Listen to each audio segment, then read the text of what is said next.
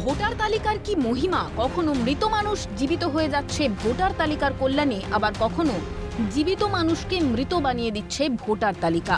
ভুতুড়ে ভোটার খুঁজতে গিয়ে চাঞ্চল্যকর তথ্য উঠে এলো জলপাইগুড়ির রাজগঞ্জে। রাজগঞ্জের পানিকৌড়ি গ্রাম পঞ্চায়েতের বাসিন্দা নিখিল রায়।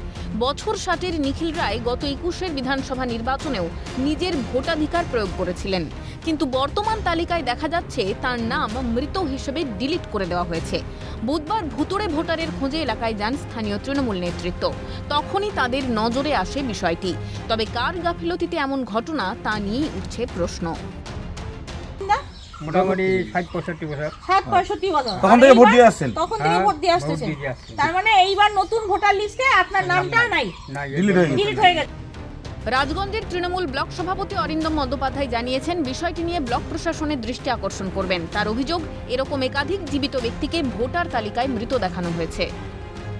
ভোটার পর্যবেক্ষণের জন্য বেরিয়েছিলেন, সেখানে গিয়ে তারা শুনতে পান এবং পরিলক্ষণ করেন যে সেখানের নিখিল রায় নামে একজন ব্যক্তি প্রায় ৬০ বছর ধরে তিনি বসবাস করছেন, কিন্তু তিনি ভোটার লিস্টে তার নাম কাটা গেছে, অথচ তিনি জীবিত।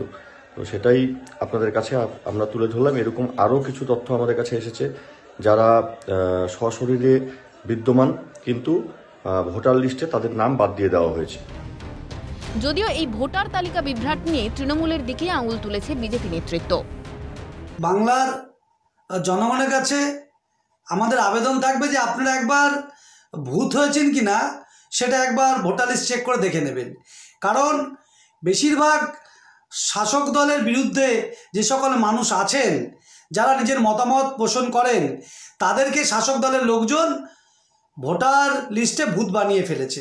তো আপনারা এখনও ভূত হয়েছেন কিনা একবার দেখে নেবেন।